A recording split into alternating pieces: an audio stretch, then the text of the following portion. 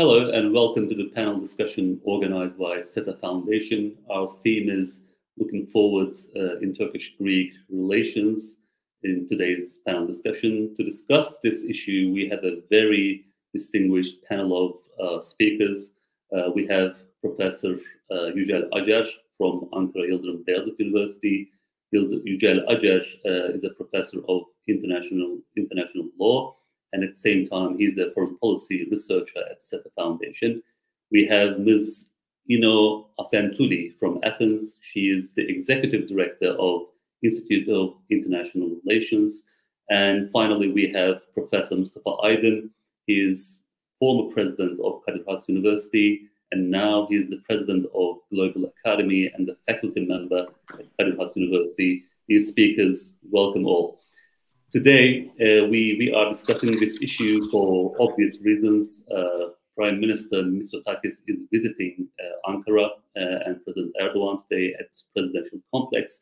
And we had 2 or 3 years ago, we had a really troubling relations in Turkey and Greek bilateral relations surrounding Eastern Mediterranean, Aegean Sea. But for some time, there is a thaw and normalization drive in bilateral relations, and now we will try to take stock of this normalization and where this normalization and the friendship atmosphere is going on. Without further ado, I would like to give the floor first to Professor Yücel Acer. Professor Yücel Acer, we 2 or 3 years ago, where we are now would seem really unreal because of the troubling relations in bilateral relations. But now there have been a number of developments recently to build up this positive atmosphere. Could you please take stock of this recent period in bilateral relations? The floor is yours. Thank you very much, Bilgehan, and I also thank SETA for organizing this quite significant panel, because there is an official visit of Prime Minister of Greece today to Turkey. It's like a return visit after President Erdogan's visit in Athens in December last year. So that's quite significant day in terms of improving or a future relations between two countries. But I have to start with saying that, the relations between two countries have been under the shadow of the long-lasting disputes, especially concerning the Aegean Sea, but also recently concerning the Eastern Mediterranean, and relative disagreements over the Eastern Mediterranean and its resources, and also the maritime spaces. And unfortunately, there has been a very difficult times between two countries, especially starting 2000, let's say 16 or 17. But fortunately, we had a renewed process of dialogue between two countries in 2021, early of that year. And, the well-known talks between two countries, which started 2002, lasted for a long time, almost for 16 years, was stopped in that year, and it was renewed in 2021. Two countries had 3 meetings in this context. But unfortunately, probably due to the strong statements from both sides, the relations deteriorated after 3 meetings held in Ankara, Istanbul, and Athens. It was quite,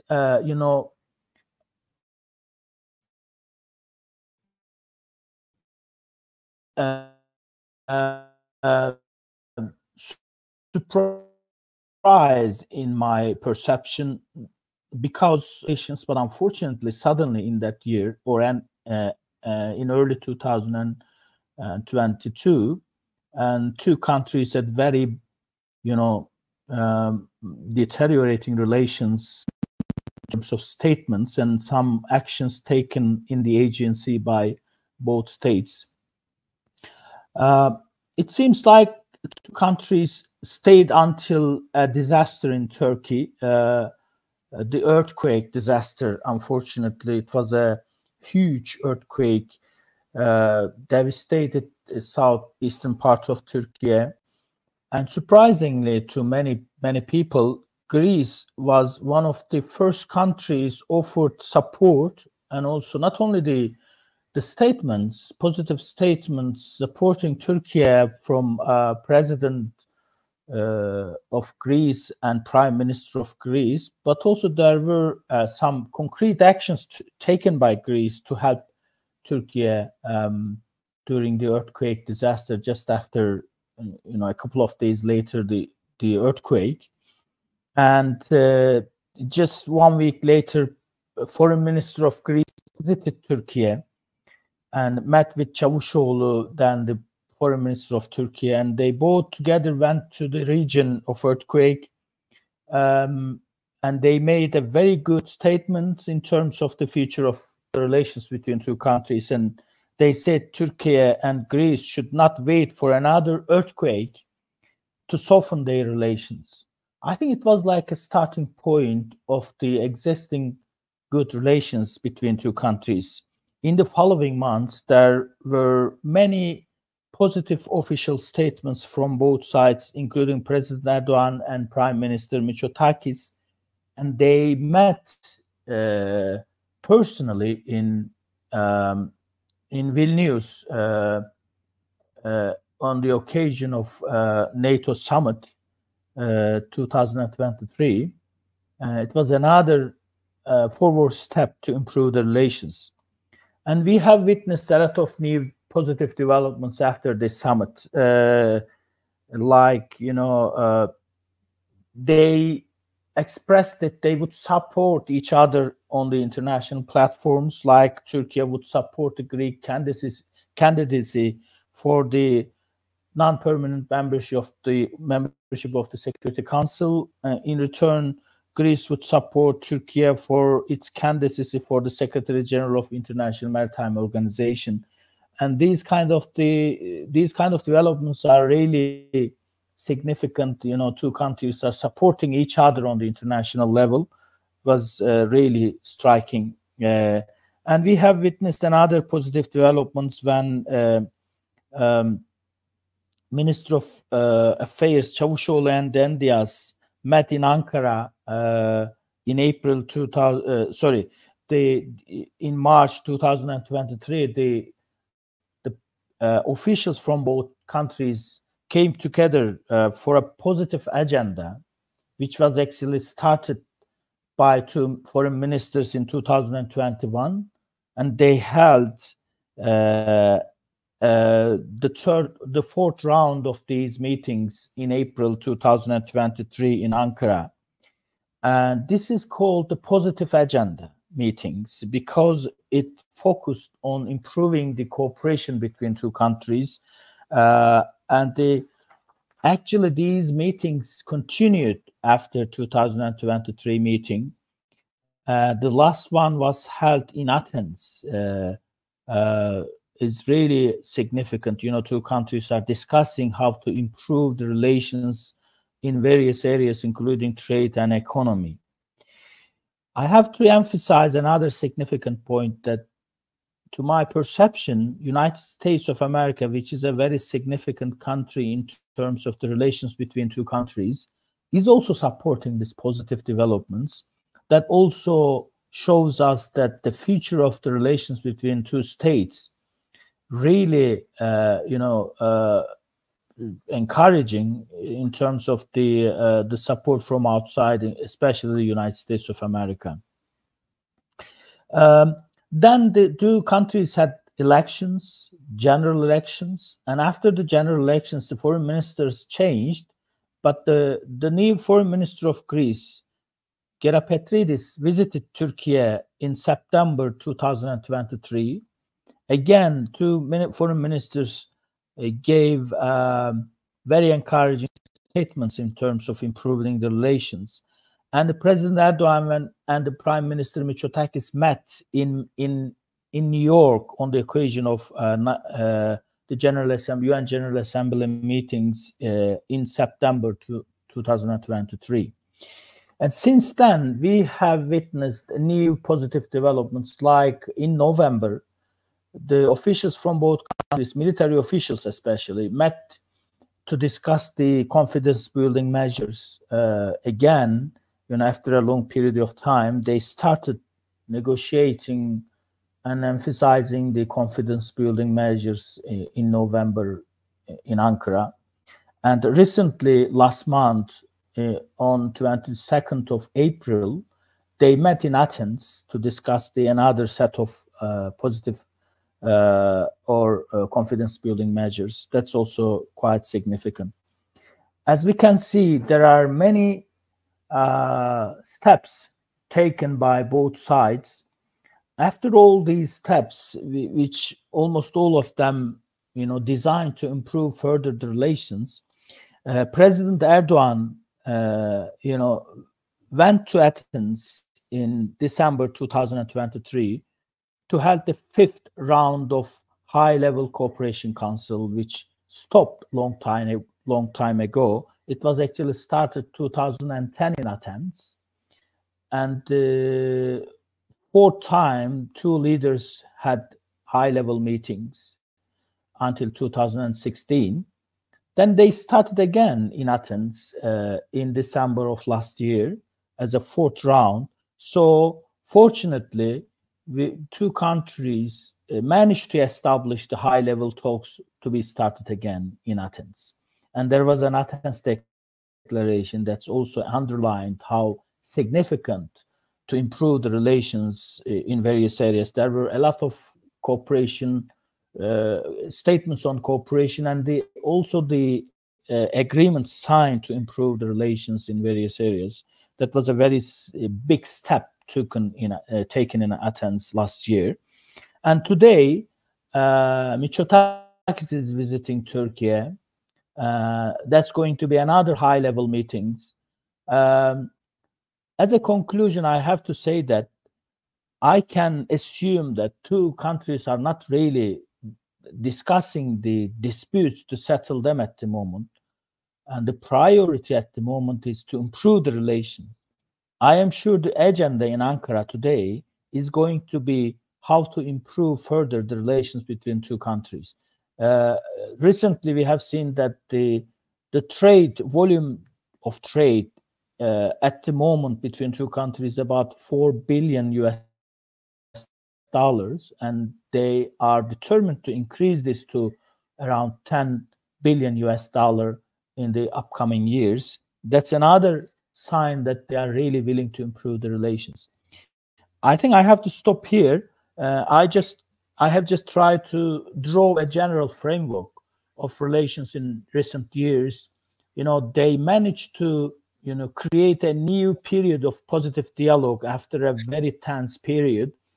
We just hope that they are able to continue this and to get the relations to even higher level of cooperation. And I'm sure that would pave a way to settle the disputes which have been a shadow on the relations for a long time. Thank you, Bilal. Professor Acer, thank you very much for your intervention, and finishing on a very positive note. You mentioned and addressed a number of really important points. The relations have been under the shadow of ongoing disputes like maritime space, Aegean and Eastern Mediterranean, obviously. And then 2021 seems to be the starting point of normalization or rapprochement in bilateral relations. You just took us back to the period of how the relations soured after a series of meetings due to strong statements on both sides. Earthquake has been a very positive, let's say, input as it was in 1999 earthquake too. Vilnius summit was another very important and positive contributing turning point to bilateral relations. Now we are for some time going through a positive agenda, and we're trying to maintain this positive agenda through a number of meetings on both sides. A very important point, you mentioned United States as a very important actor, is being supportive of this positive atmosphere in bilateral relations, and elections have also been another important, let's say, milestone in this relationship, because to my surprise, everyone was expecting a very tense atmosphere due to the leading up to elections on both sides, polarizing atmosphere. But on the contrary, leading up to the elections, this period has been positive for bilateral relations. You also mentioned the let's say rejuvenation of let's say high-level cooperation council, which had stopped in 2016 and revitalized last year with the visit of President Erdogan. Thank you very much for all these important remarks. And I would like to now turn to Ms. Afentouli to offer us her opinion on how this process is going, and how to look forward in Turkish-Greek relations. Please, the floor is yours. Thank you very much. I'm very glad that I am in this good company organized by SETA with old friends like Mustafa and new friends like you. Given my background, you certainly know that I served for 20 years at NATO headquarters in Brussels. I am very familiar, I was, because now I have another capacity. I was very familiar working with Turkish colleagues, and I do believe that this is not impossible. To the contrary, it's quite possible. And Mustafa, who used to visit us quite often at NATO, remembers that one of my best friends at NATO was my Turkish counterpart. So, I don't see a gap between our people.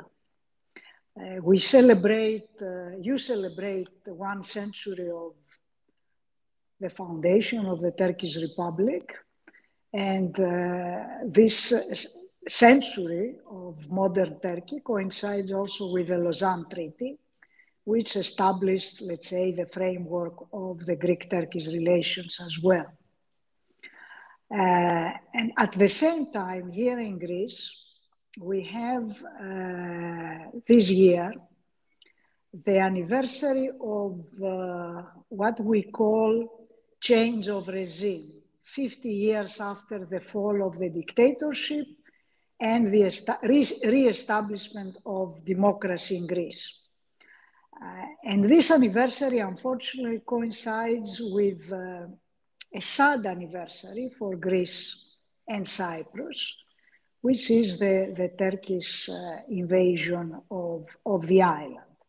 But I will put this in a parenthesis because I think that I'm only referring to it to stress that from 1974 onwards, we are talking about a new page in Greek-Turkish relations, which was characterized by many tensions. But at the same time, in parallel with the tensions, the two countries being members of the North Atlantic Alliance have coexisted together, shoulder by shoulder, in many important decisions of the international community and especially of the Euro-Atlantic community. So that meaning that there is a very solid basis of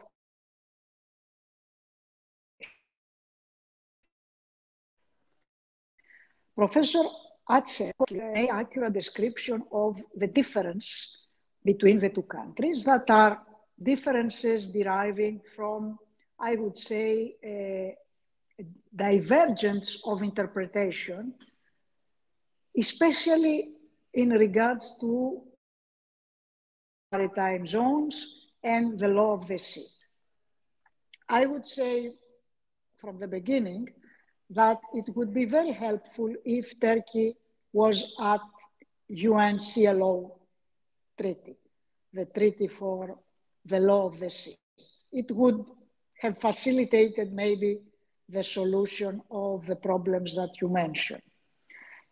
And another point that it would be very helpful to improve the Greek-Turkish relations would be if the casus belli that still exists, the casus belli established by the Turkish parliament in 95, if I'm not mistaken, was lifted. But for the needs of our discussion and to be constructive, I would put these issues aside because I think there are many more specialists that know better than us the essence of this dispute and how it could be solved. And I believe that with political will, it can be solved. And I would like to add on this point that in Greece, the perception of Turkey is of a strong country with a strong leadership. President Erdogan is perceived in Greece as a strong leader, elected by a strong majority, and also a person that is sincere, even if what he says sometimes is not, very well accepted, but he is sincere, he speaks his mind, and we know that he can deliver. So this is already something, I would say, very constructive for a dialogue. And this is why we see, since last year, to have this, let's say, return to normalcy in Greek-Turkish relations with the high-level meetings that are very welcome. It's not only, Professor Acer, about the earthquakes. I don't think that between our people there are deep differences in the way we see things, because we have, up to a very high level, we have a similar approach to life, a similar approach to good life, I would say.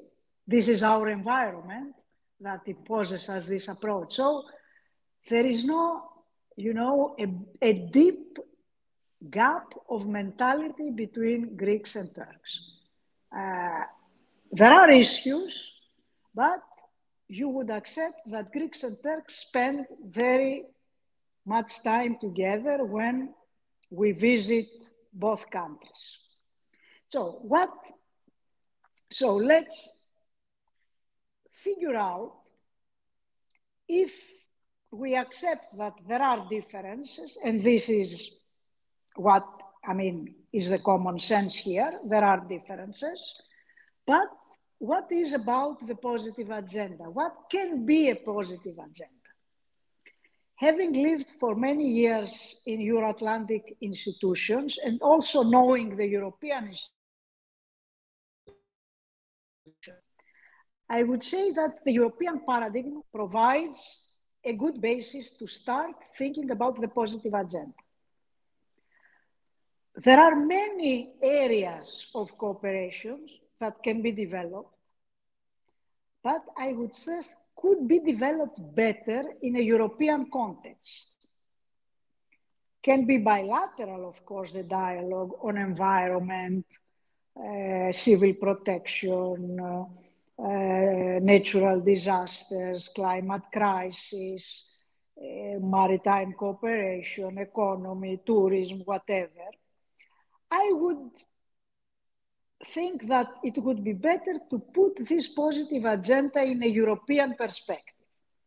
And there comes, if you wish, and I would like to hear your views, this European agenda would be better served with a better perspective of Turkey's accession process. If there is not this carrot, I am wondering how the European agenda can apply to Greek-Turkish relations, in the European perspective. So I would definitely support a dialogue in a European framework. This is one chapter, let's say, of our relations that we have a lot of room of improvement.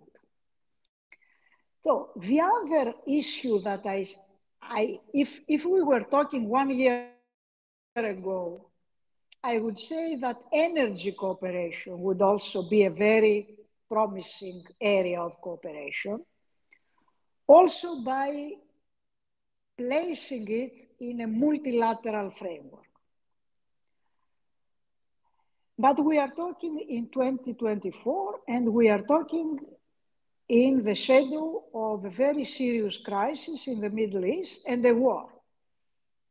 So this very promising field of cooperation, energy, is unfortunately now impossible because of the war in Gaza. Still, if we had a multinational framework of cooperation for energy resources in the Eastern Mediterranean, we may envisage a positive agenda in this field as well. And there maybe US could play a role. But, and I put also this at the table for discussion, you know very well that in the current affairs, there are plenty of energy resources, unfortunately, around. And we don't see an interest of exploration of the energy resources in the Eastern Mediterranean. American analysts say clearly that there is no interest of investing in the Eastern Mediterranean. So how, I mean, this second carrot can be exploited to the benefit of regional cooperation? This is also a question mark that I would like to table. Because as I said, I mean, and to conclude my remarks and then listen to you and your observations, I see two areas of positive agenda. One is the area that could be in conjunction with European Union, climate crisis, economy, you know, the usual European model. And the other could be the regional cooperation for energy that for the time being, it is becoming impossible for the reasons I mentioned, and also because of the war in Gaza. I would say that if, hopefully, we are going towards a solution to this war, we may find common ground for regional cooperation. I mean, Turkey can be at the table, Greece can be at the table, Cyprus can be at the table for a regional framework of security. But this is for the day after the war. So thank you for your attention, and I'm willing, I mean, to listen to your remarks later. Thank you. Thank you very much, Ms. Afentouli, and also sticking to the time limits. You drew attention to similarities between the countries, between peoples, the lack of gap in the mindsets, and being a very positive, let's say, factor in this process, positive atmosphere. You mentioned that when there is a political will, no issue is unsolvable. And you also mentioned how Turkey and President Erdogan is perceived in Athens, in Greece. Turkey is perceived as a strong country. President Erdogan is perceived as a strong leader. Maybe sometimes, his remarks are not very well welcomed in Greece, but people believe in his sincerity and he is capable of delivering. So these are very constructive things for the ongoing dialogue. And also, you came up with some recommendations of what can be the elements of positive agenda, and you underscored the European paradigm as a let's say conducive context for this kind of positive agenda and maintenance of that positive agenda.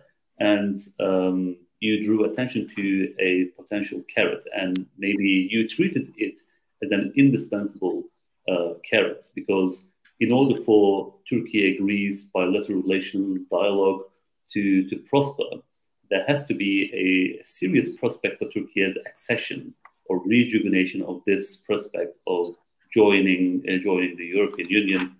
This is a very important take. And you also mentioned the obstacles before the energy area, energy resources being an area of cooperation because of the ongoing war in Gaza. With this conflict is raging on, the possibilities of building a multilateral framework of cooperation with the help of even the United States seems unlikely, unfortunately. But again, two areas are really crucial: the European Union as a framework, European Union context for the maintenance of positive atmosphere, and also the day after the war in Gaza, the regional cooperation for energy resources and the transfer of these resources to European markets. Thank you very much for your remarks. And now I would like to give the floor to Professor Mustafa Aydın. Mustafa Aydın, how should we look forward in Turkish-Greek relations? The floor is yours. Thank you, Bilgehan. It's nice to be here with the veterans of Greek-Turkish relations. Three of us have been watching Greek-Turkish relations for years and seeing the ups and downs. So we are not stranger to talking about this issue, so it's nice to be here again. For the veterans of Greek-Turkish relations, it is normal to see ups and downs in this relationship. When we look at since the independence of Turkey in 1923 from the Republican era, Greek-Turkish relations have always had problematic issues, aspects, intense periods of tension, and various attempts for normalization or solution processes. The last time we had down, it was between 2020 and 2022, and now we are experiencing yet another up in the relationship. I believe this time it's quite opportune moment to make a progress in normalization of the relation. In the recent past, Turkey and Greece have tried number of times to normalize their relations, and they succeeded to a certain extent, especially after the Kardak-EMEA crisis in the 1990s. Two countries managed to move forward with various economic initiatives, various positive agenda at the time, various confidence-building measures. However, this was obviously not enough to prevent the plunge of conflict or crisis in two countries' relationship with each other. Currently, the moment is opportune because, first of all, there is not much domestic public pressure on both governments because we don't have elections, national elections for some time in both countries. As we all know, national elections, the periods of elections have usually bring discussion about tense issues in two countries' relationship. And moreover, not only we don't have elections soon in either country, we also have strong governments, which is, I believe, has always been one of the cornerstones of possibility of solution, or at least a normalization in Greek-Turkish relations. Secondly, there is not much international intervention. This has been one of Turkey's constant arguments that left alone, Greece and Turkey would be able to solve their problems by talking to each other. So this is a moment now. Most of the international actors are busy elsewhere. The war in Ukraine, war in Gaza takes much attention. The United States additionally are interested in its own election period. The EU is debated various other issues. So nobody really are focusing on Greek-Turkish relations, and we are not getting pressure internationally. So that's a moment of truth. Let's see whether we can talk to each other without third parties and find a solution. In that sense, there is not much distractions either. Neither countries have engaged in a big projects, international big projects at the moment. So they are able to focus this. And I believe this threatening external environment, the wars in the Black Sea and in the Middle East, on both sides of Turkey and, in a sense, Greece, shows us that the value of solving the problems, or value of peaceful negotiations and talking to each other instead of using arms to deal with each other. So I think the moment is right to make forward the moves. As a result, I think there were preliminary decisions on both sides when leaders met in Athens recently. One area is, although it's never talked about and it's not openly articulated by either side, it seems that they have decided to avoid the Cyprus issue for the time being. We all aware that Cyprus is a possible a game changer, a possible spoiling factor in the Greek-Turkish relations. But nevertheless, it seems that the two countries now are putting Cyprus at one side to deal with it later on. So focus on the issues in the Aegean or in bilateral relations, if you like to put it that way. Secondly, there has been very clear preference to avoid disputed issues. Right? So far, the two countries are not talking about their disputes, because if you go into the disputes, there are several of them. We can talk many of the problems between two countries. As already indicated, there are deep differences between both sides about various issues, various aspects of the relationship. However, currently the focus is not on these disputes, but the focus is on what they call the positive agenda.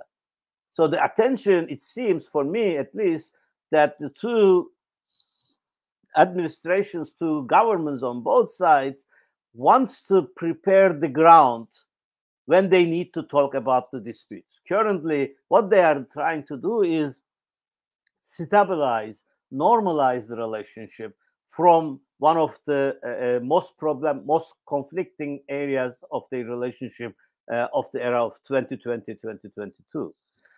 This, of course, positive agenda aspect of the relationship, or kind of the connection at the moment, has different dimensions, and it's based on a kind of a liberal promise. If you remember, the liberal thinking in international relations argues that if two conflicting countries cooperate on various areas, find the common grounds to cooperate on areas, it will and it might spill over into other areas, and eventually it might lead to a solution of their disputes and problems. Whether this is true and whether this would be a really promise could be delivered in Greek-Turkish relations, time will tell. Usually, so far, we have seen kind of a realist aspect of international relations reflected in Greek-Turkish relations, but nevertheless, it seems the two governments currently preferring this kind of a liberal approach. And of course, with this kind of a normalization process and focusing on the positive agenda, they are trying to gain time to prepare their publics, to prepare themselves, to go into the real problematic aspects of the relationship. Currently, there are a number of areas or number of stages and the procedures set up between two countries to normalize the relationship. One is what they call positive agenda. There are discussions on improving this positive agenda, and there seem to be very high intention of adding new items on the positive agenda every time the leaders meet. So I'm expecting from the Prime Minister Mitsotakis' visit to end with another announcement adding new areas to the positive agenda. Then there is the political dialogue mechanism. Then there is this exploratory talks aspect, and finally the confidence building measures discussions. All these are continuing at the same time, in parallel to each other. This is, from my perspective, it is maybe one of the weaknesses of the current structure. There are too many directions and potentially unproductive system. On the Turkish side, there is a coordination from the foreign ministry, and in each of these four structures, the same person leads from the Turkish side. However, on the Greek side, there are different persons responsible in each aspect of this agenda between two countries. I see this is one of the potentially problematic areas where I think we need more coordination. If you look through the agreements signed between President Erdogan and Prime Minister Mitsotakis in Athens, the list of areas that they announced, the two governments announced for cooperation, is widespread. However, they are not deep enough. There are several areas mentioned, but this very few actionable suggestions. What we need now, especially from this visit of Prime Minister Mitsotakis, is the two governments go into the detail and tell the bureaucrats and other people in their sides what they should do in actionable meaning, right? Details. We need more details on this. And this also, we see this coordination problem I mentioned before. We see it in the economic aspects of the relationship. In both sides, the Athens Declaration brought in number of institutions and entities, or suggested that number of institutions and entities on both sides should cooperate to each other. This, on the first instance, it looks like a very good attempt to bring as many as possible stakeholders into the dimension of economic cooperation. However, we know that if there is not enough coordination, this might lead again a fizzling out of cooperation attempts. So one of my suggestions is to both governments is to find at the government level a mechanism to coordinate all these economic initiatives they have already suggested, and also the political initiatives that has been going on. So government level attention is, I believe, quite important to further the relationship. Another issue is time, and what I would call opportunity cost, because time is essence in Greek-Turkish relations. Now we have a good moment where there is a support from various groups, various parts of publics in both countries to further the relationship in a positive way. However, this might not continue forever. We know there are people on both sides who might try to take an advantage of non-solution process. Therefore, the two governments, I believe, has to keep attention and constant move forward. Because if you don't move forward in Greek-Turkish relations, you actually is moving backwards. There are always some segments of society who are not very happy with this kind of positive agenda perspective. I think much depends on the ability of the two governments and two leaders to beef up the general good intentions. The government seems to have very good intentions at the moment to improve the relationship. However, they need to put more, as I said earlier, actionable aspects, bring actionable aspects into the agenda. They have to create or invest in a domestic environment on both sides of the Aegean to create a conducive environment for improved relationship. So that the public on both sides overwhelmingly supports positive development of the relationship. If they don't buy into this argument, if they don't support the positive development of the relationship, it's very difficult for the politicians or the political leaders to forward their relationship and connect to discuss the really troublesome and conflicting aspect of the relationship. They have to have, I think, avoid simple traps, one of which potentially explosive situations, one of which we are going through at the moment. An example here is like the Marine Parks Declaration, recent Marine Park Declaration of Greece, and opening of a Koran Museum in Turkey as a mosque. Just before Prime Minister Mitsotakis is going to visit Turkey. So these kind of actions creates traps and creates distrust and creates suspicion on both sides. So the two countries need to avoid this aspect of their relationship. I think they also need to manage the expectations of the public.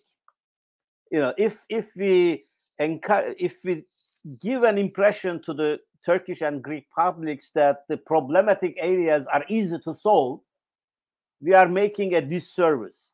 As already, and also Yücel indicated, the problematic areas are serious, national issues, touches upon national interest, and they are not easily solvable. We have to be honest about this to the Turkish and Greek publics. The solutions are not easy. If we give an impression that by just talking to each other, by just continuing with the positive agenda, we can solve the problems in time, it's not the correct image. We have to be honest about it, but then we have to prepare the publics, both in Turkey and in Greece, that any kind of a solution in the Aegean, especially, would be less than satisfactory, right? Because it will be essentially a compromise solution, and any kind of a compromise solution would be less than satisfactory for both sides. So if the publics are not ready, then the political leaders cannot sign that kind of a deal, because the publics will not support this kind of deals. And currently, in both sides, there is a quite wider expectations regarding what would be the ideal solution. And finally, of course, we have to manage expectations in a sense that we shouldn't be promising things that we cannot deliver. For example, raising the trade relations between from 4 billion to 10 million is a good optimistic expectation, but it's not, again, very realistic in the short term. So that we have to, in a sense, manage that kind of expectations as well. So let me finish by saying that correct and timely information providing into Greek and Turkish public are also important, because there is a general misperceptions in both countries about each other, how they feel about things, how their policies are run, why they do things in a certain way. We have to patiently explain these issues to Greek and Turkish publics. Otherwise, they would be agreeing on any kind of a solution. Eventually, diplomats or political leaders might come up. So they have to be early on explanation what they are doing, why they are doing, and how this is more beneficial to the publics of both sides rather than keep conflicting each other. And one final point, sorry, I kept it quite long, is what already indicated, the European Union. The European Union is important in a sense that it has an ability to encourage Turkey with policies. If it becomes more inclusive for Turkey and address various concerns of Turkey in its vicinity, then Turkey would be much more amenable towards positive relationship, both the EU and also with Greece. Without the EU support in that sense, and EU dimension in that sense, it is possible to solve the Greek-Turkish problems, but it will take more time and it will be more difficult, I think. So let me finish there. Thank you very much, Professor Aydın. There are a lot of, again, important points. I think we can all agree that among all these ups and downs throughout the history of Turkish-Greek bilateral relations, this round of rapprochement is quite an opportune time for many reasons. You mentioned all of them, like there is no domestic public pressure on both sides. There are strong governments on both sides. There is no serious international interventions, which is an undermining factor in Turkish-Greek relations, especially from Turkish perspective.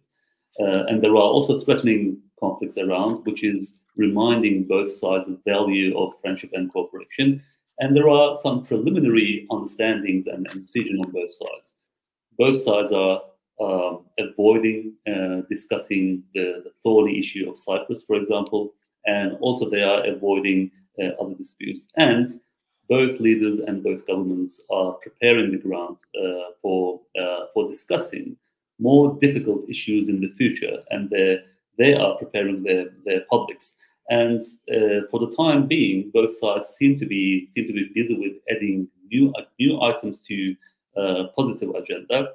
And in your opinion, the weakness of this current process is there are multiple directions, and there are a lot of mechanisms, and you believe in greater. You think there is a greater need for coordination to avoid some mishaps, and there are a number of things that we should be wary of. For example, in both publics, there are actors who believe in non-solution, and time is really essential here. We have to make the greatest use of the current momentum, because if we let's say lose the momentum, these actors might get better of us, and they might sabotage the ongoing process. And at the same time, the management of expectations on both sides, the expectations of the public is really crucial, because if you promise the things that you cannot deliver, this would really discourage and cause frustration on both sides. These are a number of things, risky areas that we should be avoiding. Thank you for all these suggestions. And you mentioned, the domestic sources, for example, maybe the risk areas to derail the Turkish-Greek bilateral relations or normalization. I would like to pose this question to all of the speakers. Do you foresee any external shock or external factor that would sabotage, that would derail the ongoing positive atmosphere in the Turkish-Greek relations?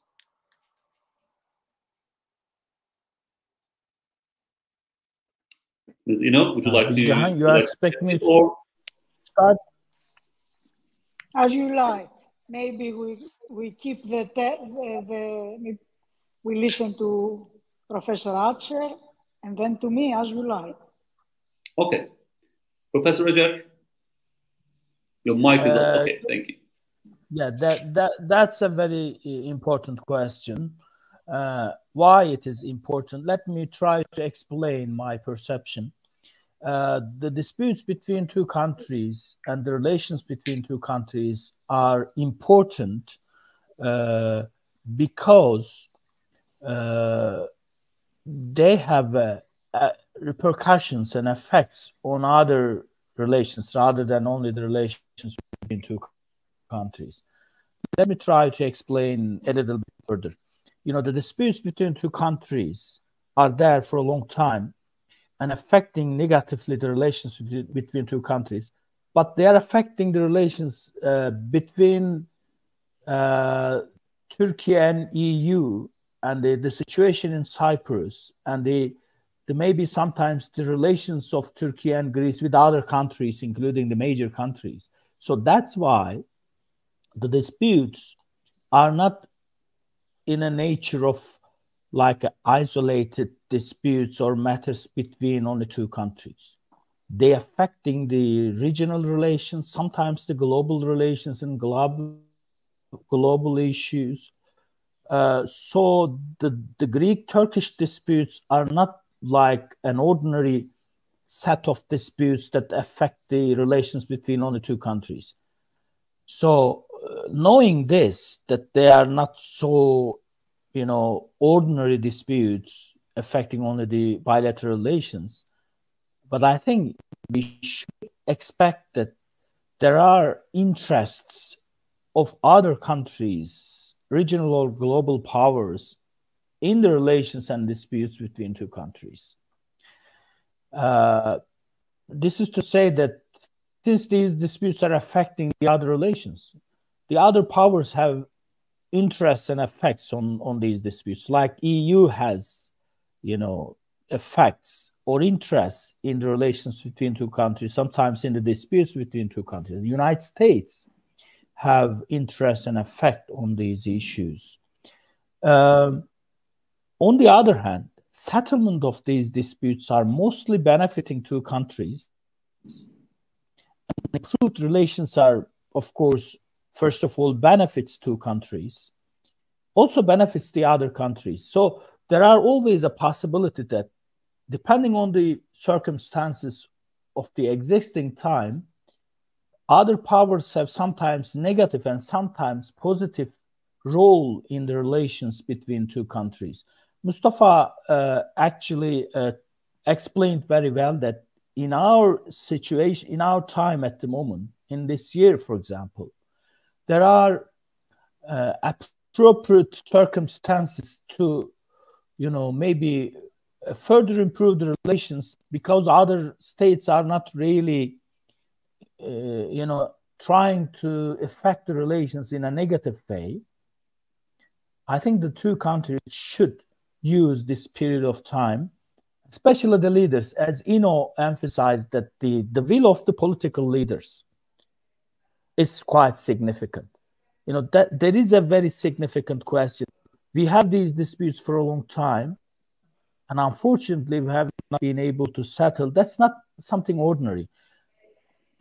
Set aside the disputes, and the two countries have not been able to improve the relations. That's something else than the existing disputes.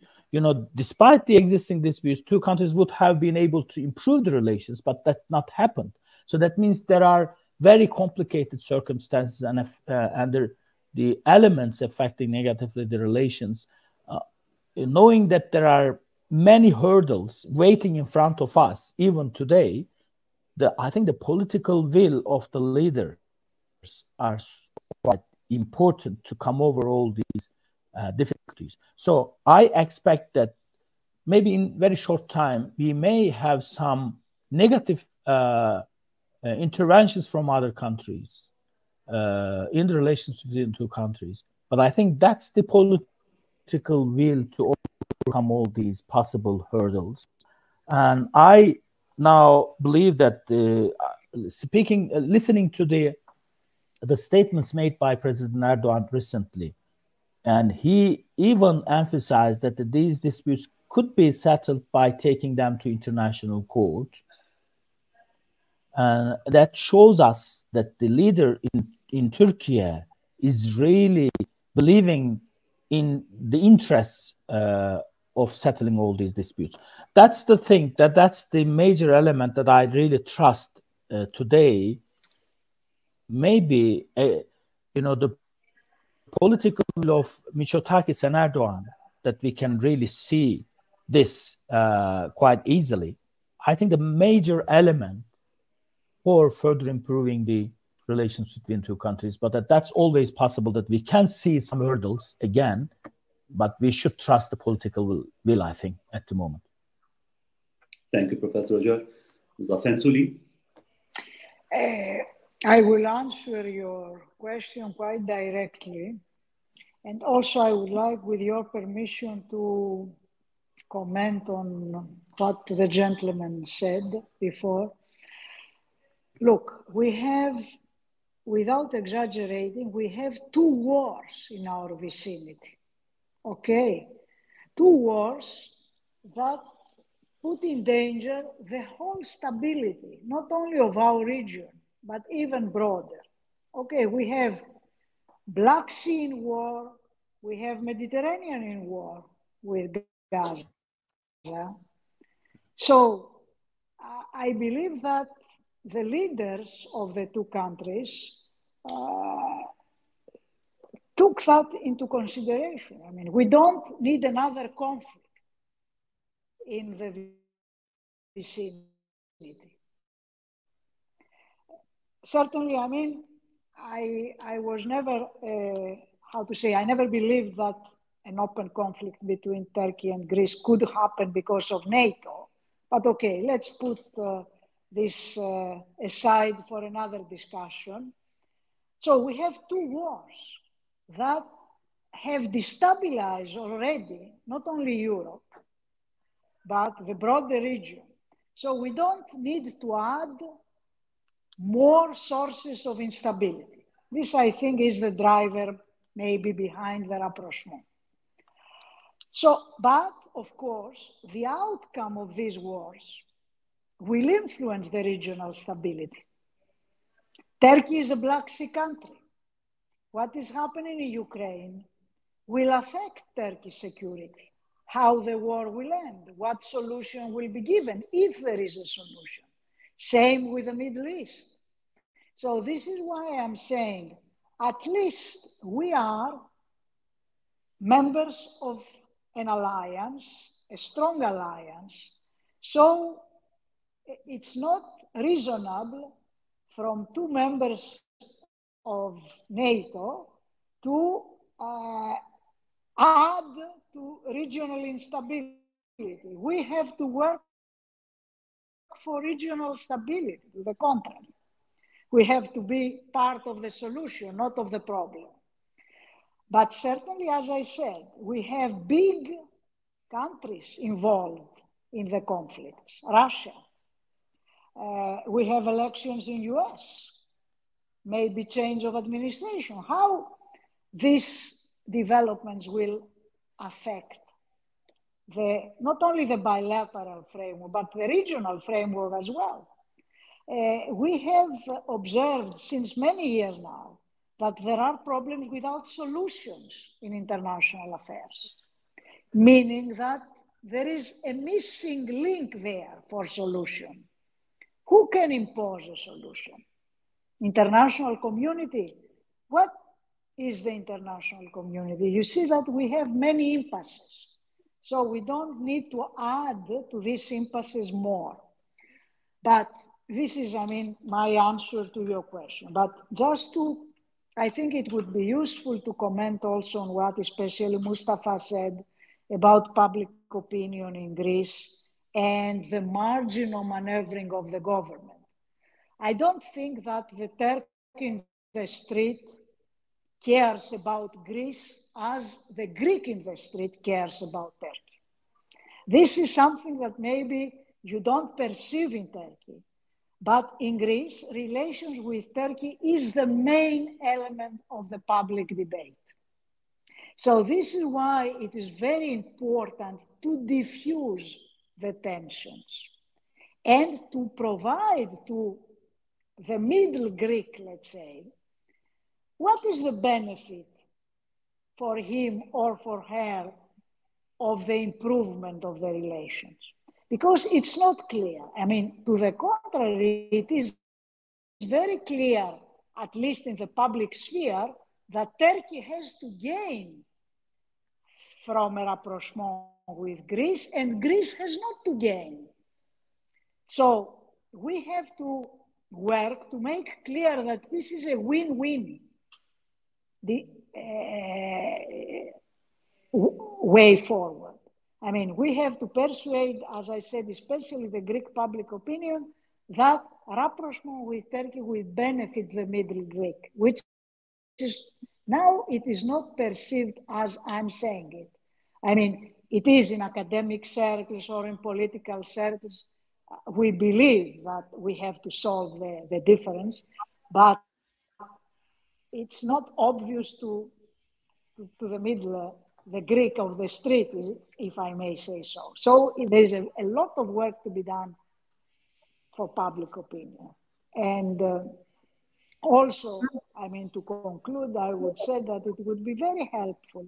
For the moment, for the time being, we are in the process of, let's say, rapprochement with law politics issues.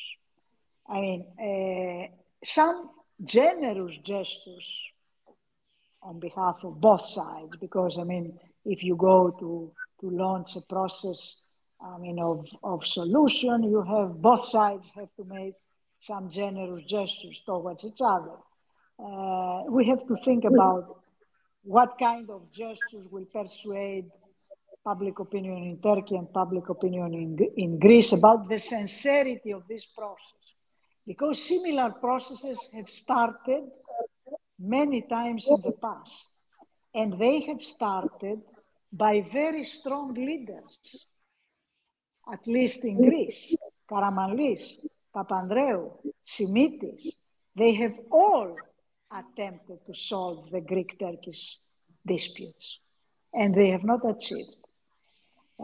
So maybe now the time is right, because if you cannot solve issues for half a century, in my view, either you abandon, you cannot abandon nevertheless, because these are national issues, or the issues poison the relations. This is why we say that we are in favor of solution, because otherwise these issues can become very toxic, especially if the regional environment is toxic.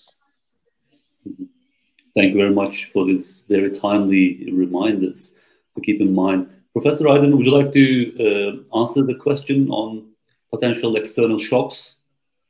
Yeah, very briefly. First, sorry, yeah, go ahead. No, I'm okay. Thank you. Okay. Very briefly, I agree with both speakers, what they said, and I was remembering smilingly when was talking, and I think same thing would be true for Turkish public. We need, if you go and ask Turkish public, what would we gain with the solution of Greek-Turkish disputes, they would say nothing. So we need to keep informing them that this is a win-win situation in order to further. But it's a very good. I like the example, and it attends to Turkey as well. Regarding the international environment, of course, the two wars are quite important, and their solutions and how they develop would affect many aspects of regional politics. And let me remind you, Turkey and Greece have quite different views on both conflicts, actually. They have not talked about this, and they didn't make this as a problem between their relationship, because they are focusing on bilateral relationship. But Greece and Turkey have different views on the war between Ukraine and Russia, and also between war between Israel and Hamas on Gaza. However, as I said, they haven't made this as a case and a problem. But I would argue that when the two countries, if the two countries can really talk about these two issues and have similar expectations from the conflict, this might help to solving some of the problems in the Aegean. Because in the past, if you look at it, the two countries' relationship, they usually were able to come together when they feel similar threats, when they have similar threat perceptions from international environment. So if they are able to kind of agree on the threat perceptions that they are receiving from international environment, this might help them to move forward in their bilateral relations. Regarding the possible negative effects, I think one actor has currently has a potential to negatively affect. That's the EU. And I want to refer specifically, for example, the recent European Council decisions about Turkey. It was no encouragement about Turkey-EU relations, but linking anything and everything on that front to improvement of Turkey's Cyprus aspect, or Cyprus problem. Let me put it that way. This is a kind of an attitude that totally disengages Turkey. Yeah, anybody in Turkey who is favoring moving along Greek-Turkish relations or favoring Turkish EU membership would get disheartened by this kind of an attitude from the European Union. So it's not absolute, it's not helping, if not negatively affecting the relationship. Luckily, the two countries, Turkey and Greece, have so far isolated their talks and negotiations on the bilateral relations and on the Aegean. So this has not yet affected negatively this kind of talks, but it has a potential to do so. And there are a number of other possibilities. Obviously, if you start talking about possibilities affecting the relationship negatively, some groups in Turkey, for example, in the public and also in political life, see United States policies and France's policies as disruptive in the Aegean.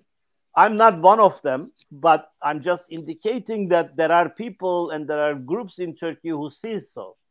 And it's up to the political leaders, of course, to manage this kind of possible negative aspects of the third parties in the relationship. And I believe so far isolating the talks on bilateral relations and focusing solely on the Aegean part of the normalization was a good strategy.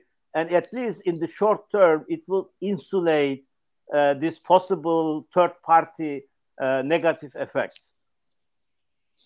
Okay, thank you very much, Professor Aydın. With this, we have now reached the end of our panel discussion. Dear viewers, this is the end of our panel discussion entitled "Looking Forward in Turkish-Greece Relations." Prime Minister Mitsotakis is visiting Ankara, Turkish capital, today. And within this panel discussion, we touched upon many crucial issues, ranging from the area of maneuver of political leaders, the promise of this ongoing normalization or rapprochement in Turkish-Greek relations, and also potential risky areas, potential hurdles, both domestically or regionally or internationally, that would arise to derail this ongoing positive atmosphere in bilateral relations. I would like to thank each of our distinguished speakers. It has been a really enriching discussion for me. Professor Yücel, Acer, Afentouli, Mustafa, Aydın, thank you very much again for your time and your valuable contributions. And I would like to thank all of our viewers, our audience, for their patience and their time. And I would like to extend my hope and gratitude to our viewers. Hope to meet them at future events. Thank you very much. Bye-bye.